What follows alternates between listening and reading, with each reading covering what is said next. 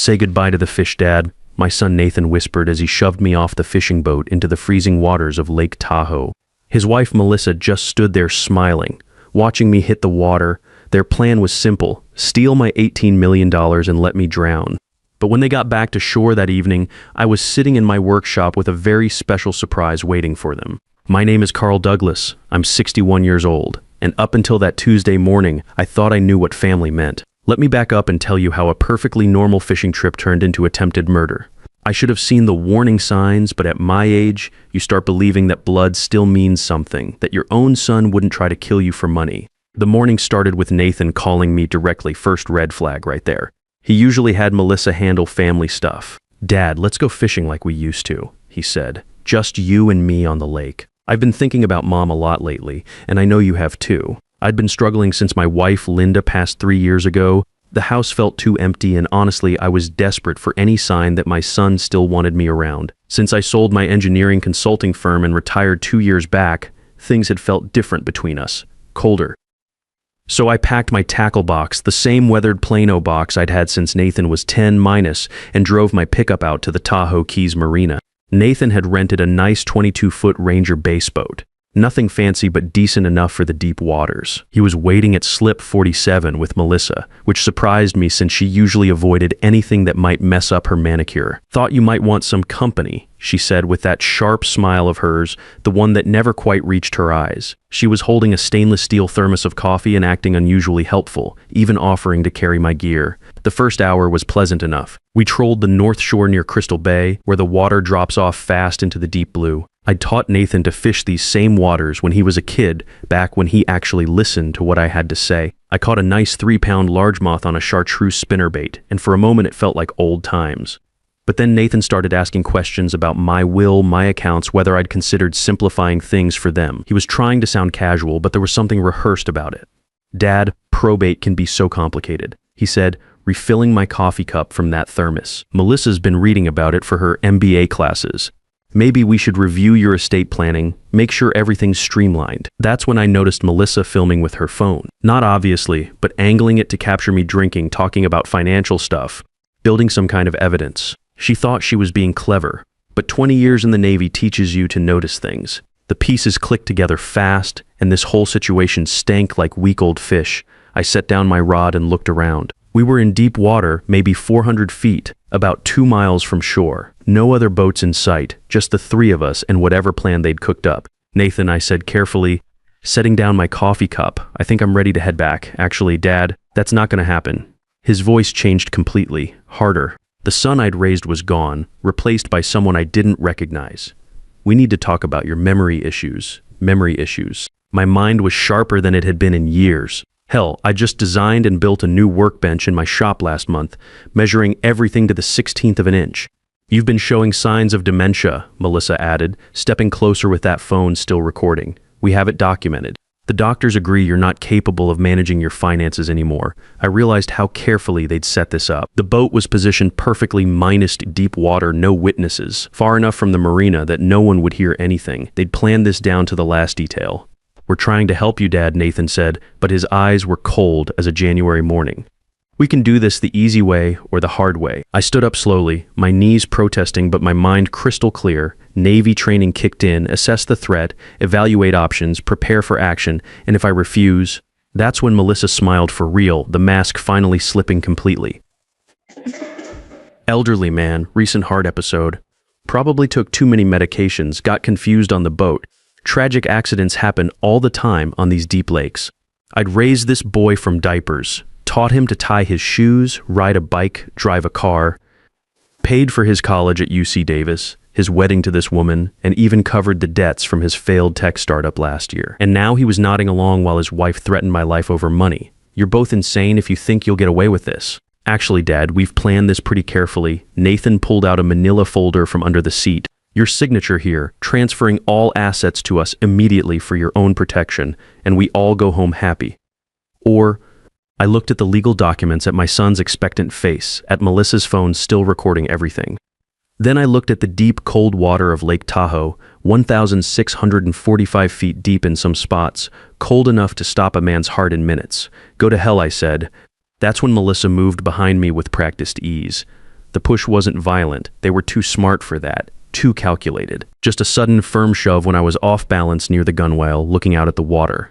Over I went, jacket and all, into the shocking cold of Lake Tahoe. As I hit the water, I heard Nathan shouting, "Dad, oh God, Dad," putting on a show for that phone camera. But I also heard Melissa's voice, lower, talking to someone on her phone. "Yes, file the emergency petition first thing Monday morning. He's clearly incompetent." The water was brutal, maybe 55 degrees even in late summer. But 20 years in the Navy had taught me a few things about survival in cold water. I kicked off my boots immediately.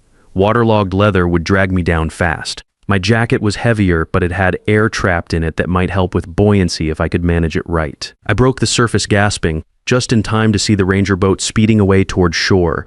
They were actually leaving me to die in 400 feet of freezing water. The bastards didn't even look back. That's when I spotted the charter boat about 300 yards away, a white 28-footer with Lucky Strike painted on the transom. Captain Wade Parker turned out to be exactly the kind of man who'd risk his boat to save a drowning stranger.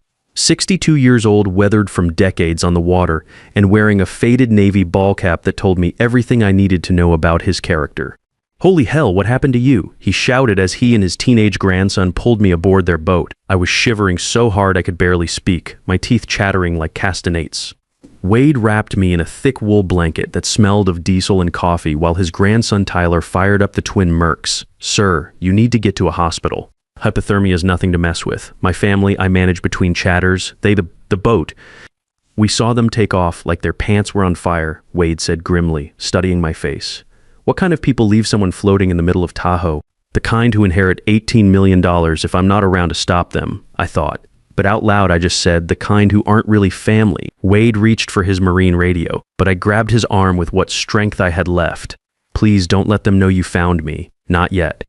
Wade studied my face with the sharp eyes of someone who'd seen enough of life to recognize when something wasn't right. The Navy insignia on his cap caught my attention, submarine service just like my brother had been. "You in some kind of danger, shipmate?" "Yeah, but not the kind you're thinking. I need to get to shore without anyone knowing I survived. Can you help me?" Wade looked at his grandson Tyler, then back at me. The kid was maybe 17, tall and gangly, with that earnest look young men get when they're trying to figure out if the adults know what they're doing. "Grandpa, shouldn't we call the Coast Guard?" Tyler asked. Concerned, "Sometimes doing right doesn't look like following the rules," Wade said slowly. He keyed the radio again. "Coast Guard, this is Lucky Strike." False's alarm on that rescue call turned out to be debris in the water. All clear.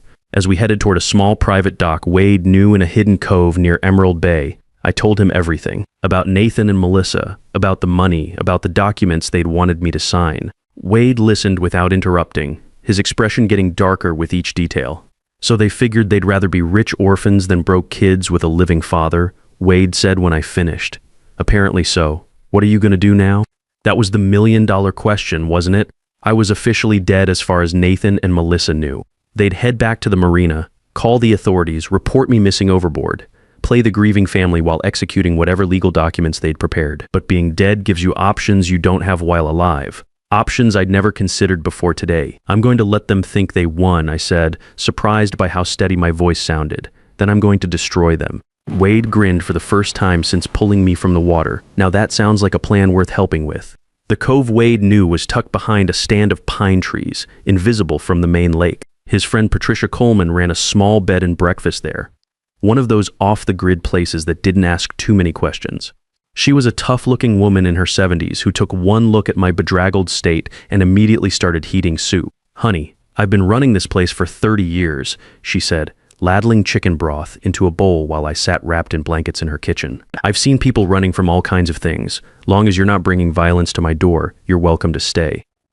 That evening, while Nathan and Melissa were presumably filing police reports about their tragically missing father, I sat in Patricia's kitchen planning their downfall. Wade agreed to be my eyes and ears around the marina. Charter boat captains hear everything, and nobody pays attention to them. But I needed professional help, someone who understood investigation work.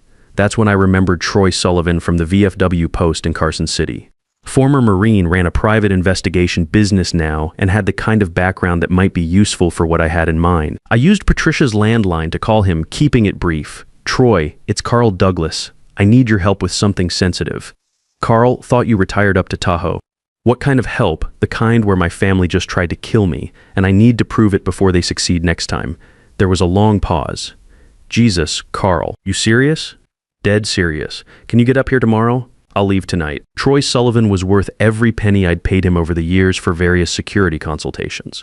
Within 48 hours of arriving at Patricia's place, he had more information about Nathan and Melissa's activities than I'd gathered in months of living near them. Your son's been very busy since you died, Troy said, spreading photographs across Patricia's kitchen table on Thursday morning. Multiple lawyer meetings, 3 bank visits, and 4 separate trips to a private medical facility outside Carson City. He pointed to a surveillance photo of Nathan and Melissa entering a modern glass building. Whitmore Reproductive Services, very exclusive, very expensive, and very discreet. They specialize in surrogacy arrangements for wealthy clients who want to maintain privacy. The pieces were clicking together in my head, forming a picture I didn't like. They bought a baby. Looks like it.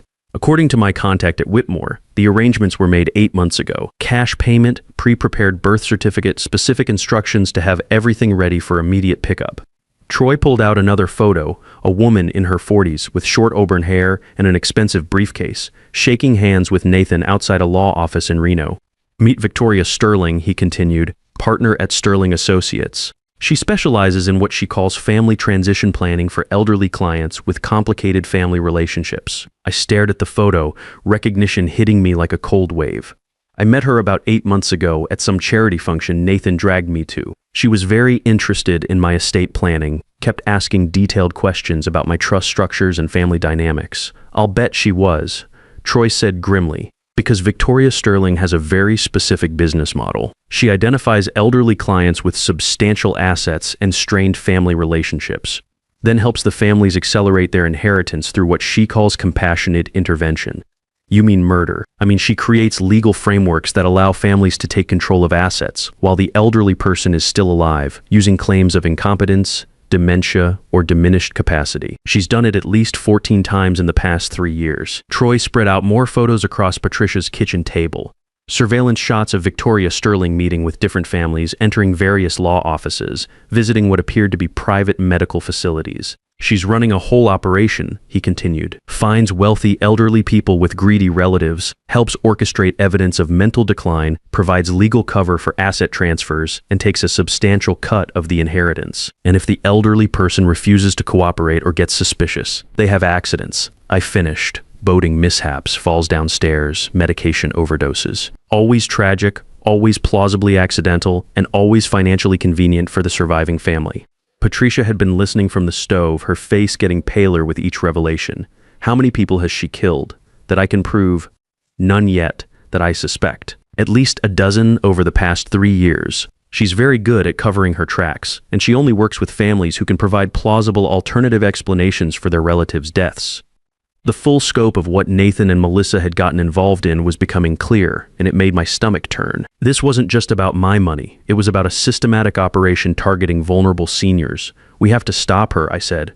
We will, but first we need to understand exactly what your son and daughter-in-law have already put in motion. Because according to my sources, they filed preliminary probate documents yesterday morning. Troy pulled out a legal folder. They're claiming you died intestate without a valid will, which would make them your sole heirs. They're also claiming that any existing estate planning documents are invalid because they were signed while you were mentally incompetent. But I have a will, a very specific detailed will that was updated just 18 months ago. I know, I found it. Troy opened the folder and pulled out what looked like my will, complete with my signature. But the text was completely different from what I remembered signing. They replaced it, I said, scanning the forged document. This version left everything to Nathan, with special provisions for any future children he might have minus including the baby they'd just acquired through Whitmore Reproductive Services. I stood up and walked to Patricia's window overlooking the lake. 3 days ago, I'd been a retired engineer trying to maintain a relationship with my only family. Now I was discovering that my son was part of a criminal enterprise that had murdered at least a dozen elderly people for their money. There's something else, Troy said quietly, about the baby. I turned back to face him. What about her? The birth mother was a 19-year-old girl named Amanda Rodriguez. Run away from Phoenix, no family, no support system. Victoria Sterling found her at a shelter in Reno and offered her $75,000 to carry a baby for a loving couple who couldn't have children. Where is she now? Troy's expression was grim. According to the medical records, she died from complications during delivery. But I spoke to a nurse at Whitmore who remembers Amanda. Healthy girl, no risk factors, normal pregnancy right up until the day she gave birth. The implication hung in the air like smoke from a campfire. They killed her. I think so, but I can't prove it yet. What I can prove is that your son and daughter-in-law are part of a criminal organization that's been systematically murdering elderly people for their money. And tomorrow morning, they're meeting with Victoria Sterling to finalize the legal transfer of your assets. I sat back down, my mind racing through possibilities. Where Sterling's office in Carson City, 10 a.m. I looked at Patricia, then at Troy, then at the photos spread across the table showing my son shaking hands with a professional killer. Then I guess it's time for Carl Douglas to rise from the dead. The hardest part about planning your return from the dead is deciding which audience gets the shock first. I could confront Nathan and Melissa privately, giving them a chance to explain themselves, but that assumed that they deserved an explanation. Or I could make my resurrection public, letting them discover I was alive the same way the rest of the world would. I chose option 3, strategic haunting. You want to what? Troy asked when I explained my plan. I want them to know I'm alive, but not know how much I know about their operation. I want them scared, off balance, making mistakes. Patricia nodded approvingly. Psychological warfare. I like it. The plan was elegant in its simplicity. While Nathan, Melissa, and Victoria Sterling were in their downtown meeting dividing up my assets, I would be making my presence known in more subtle ways. Troy had discovered that they were keeping the baby at my old house, the 4-bedroom ranch in South Lake Tahoe that I'd signed over to Nathan last year because I thought downsizing to a condo would be simpler. They'd hired a private nurse named Carol Peterson to care for the infant during the day, a woman who'd been recruited through one of Sterling's front companies. Carol's a good person, Troy assured me after running a background check, single mom, nursing degree from UNR, clean record. She probably thinks she's helping a legitimate family with childcare, then she deserves to know the truth. That Friday morning, while Nathan and Melissa were in Carson City legally erasing me from existence, I stood on the front porch of my former home and rang the doorbell. The house looked different, new landscaping, expensive outdoor furniture, a Mercedes SUV in the driveway that definitely hadn't been there when I lived here. Carol Peterson was younger than I'd expected, maybe 32 with tired eyes and genuine warmth. She opened the door holding a baby bottle and wearing scrubs covered with cartoon bears. "Can I help you?" she asked politely. "Hello, Carol. My name is Carl Douglas. I believe you're caring for my granddaughter." The color drained from her face completely. She knew that name. It had been all over the local news for the past 4 days. The retired Boeing engineer who died in a boating accident on Lake Tahoe. You're dead?" she stammered. It was in the papers on the news. "Your son said." "My son said a lot of things, apparently. Not all of them true." I smiled gently. "May I come in? I think we need to talk." Carol stepped back, still staring at me like I was actually a ghost. "But you died. The accident. They've been grieving." I've been reading about that fascinating story, though not entirely accurate. I followed her into the living room, my former living room, where a baby sat in an expensive bouncy seat, gurgling contentedly. The sight of her took my breath away. She was perfect, maybe 3 weeks old, with dark hair and serious brown eyes that seemed to look right through you. She was wearing a pink outfit that probably cost more than most people spend on groceries in a week, and the room around her was filled with high-end baby equipment. "What's her name?" I asked, settling into a chair beside the bouncy seat. "Baby Douglas," Carol said automatically, then caught herself. I mean, they said they were going to name her Emma, after Nathan's grandmother, but they haven't decided for sure. "They haven't decided because they don't know her well enough to name her," I said softly. "Because she's not really their baby, is she?" Carol sat down heavily on the sofa, still holding the baby bottle. "I don't understand what's happening. You're supposed to be dead. And Nathan and Melissa, they're supposed to be grieving parents who needed help with their newborn." I pulled out the photos Troy had taken, the documents I'd copied, the evidence of Victoria Sterling's criminal operation. I showed Carol everything, watching her expression shift from disbelief to horror as the scope of the conspiracy became clear.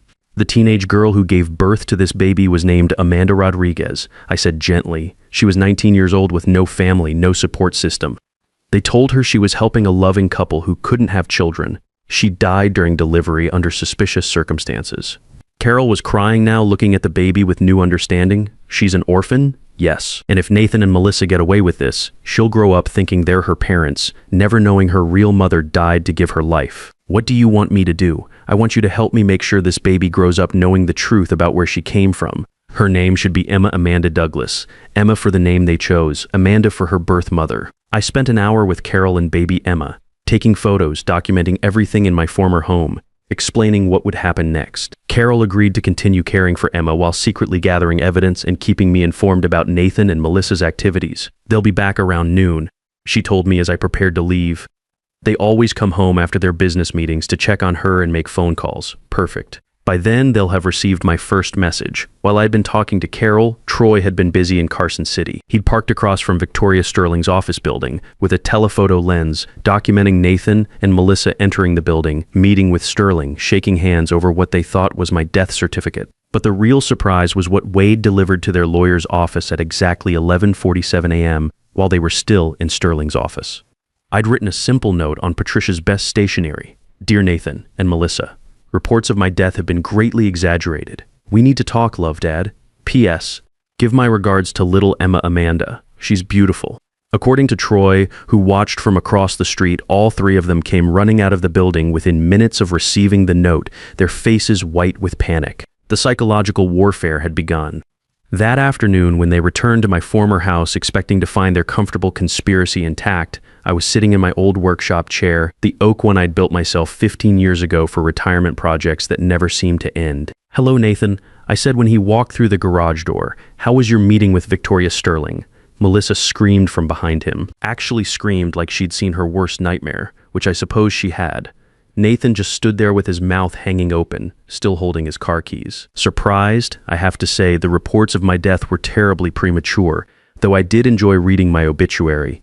Very touching stuff about my declining mental state. Carol appeared from the house carrying Emma, just as we'd planned. She'd been waiting to witness whatever happened next. Mr.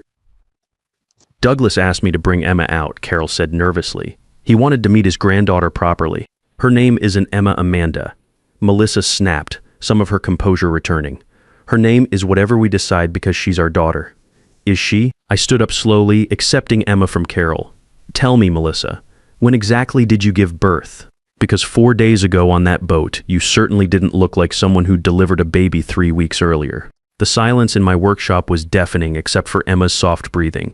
The birth was private, Melissa said weakly. Yes, I'm sure it was very private indeed. So private that the actual mother died during delivery under mysterious circumstances. I looked at both of them. Did you know her name was Amanda Rodriguez? 19 years old from Phoenix. No family to ask questions when she disappeared. Nathan found his voice. That's impossible. We would never what? Never conspire with Victoria Sterling to run an illegal baby trafficking operation. Never systematically destroy an elderly man's reputation to steal his fortune. Never push your own father off a boat and leave him for dead. I walked over to my workbench where I'd laid out all the evidence. Which part exactly would you never do?